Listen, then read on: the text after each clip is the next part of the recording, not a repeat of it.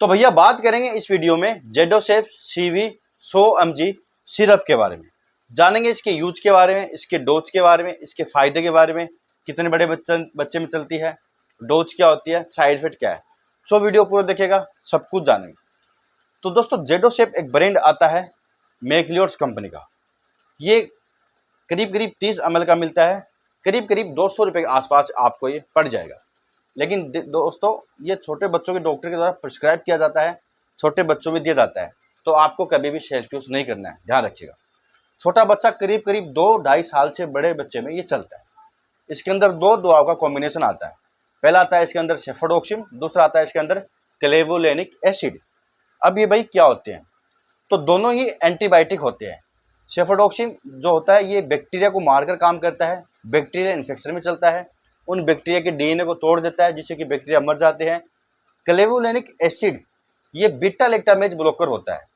दोस्तों देखिए, जब सेफोडोक्सिम बैक्टीरिया पे हमला करता है ना, तो बैक्टीरिया भी अपोजिट में एक लैक्टामेज नाम का एंजाइम बनाते हैं जो सेफोडोक्सिम एंटीबायोटिक को स्लो कर देता है, जिससे कि बैक्टीरिया बच जाते हैं। यानी बैक्टीरिया का एक सुरक्षा कवच होता है और क्लेवोलेनिक एसिड उस सुरक्षा कवच को तोड़ने के लिए दिया जाता है, इसलिए इसको बीटा लैक्टामेज कहते हैं। यानी उस लैक्टामेज नाम के एंजाइम्स को ये ब्लॉक कर देता है, जिससे कि बैक्टीरिया बच नहीं पाते और मर जाते हैं, तो बच्चा भी ठीक हो जाता है, इन्फेक्शन दूर हो जाता है।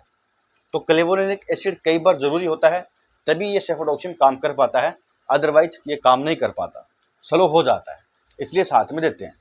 अगर कहीं पर इसकी ज़रूरत नहीं है तो प्लेन सेफोडोक्सिम दिया जाता है डॉक्टर द्वारा, और डॉक्टर को ऐसा लग रहा है कि ज़रूरत है तो साथ में ये दे सकते हैं।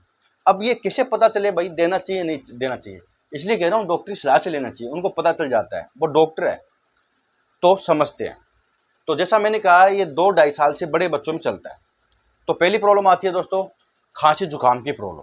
अगर बच्चे के लंग्स में जुकाम है, कफ जम गया है, बच्चे के इन्फेक्शन हो गया है, तो उस कफ को बाहर लाने के लिए इसका यूज किया जाता है।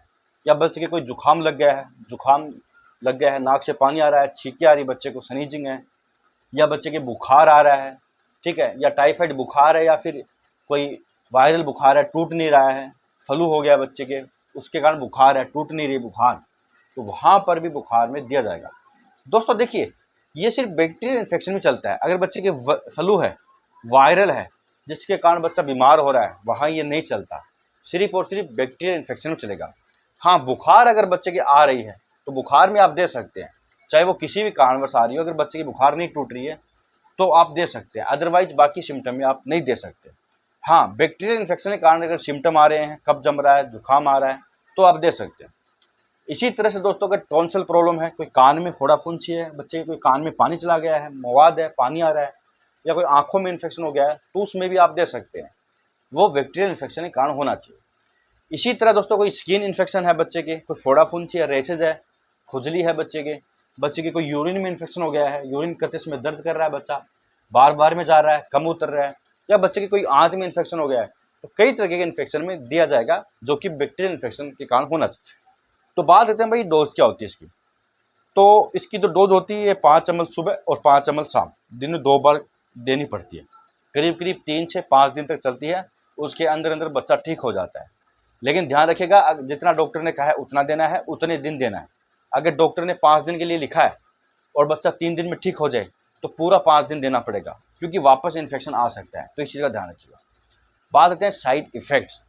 तो वैसे तो कोई दवा साइड इफेक्ट नहीं करती है, लेकिन बच्चों में देखा गया कि बच्चे को वोमिटिंग आ सकती है देने के बाद, बच्चे को दस्त लग सकते हैं, डायरिया हो सकता है, बच्चे को नींद आने में दिक्कत या गैस बनना, पेट दुखना, ये सब कुछ हो सकते हैं। इनके अलावा भी साइड इफेक्ट कर सकते हैं, लेकिन हर किसी बच्चे में नहीं होते हैं।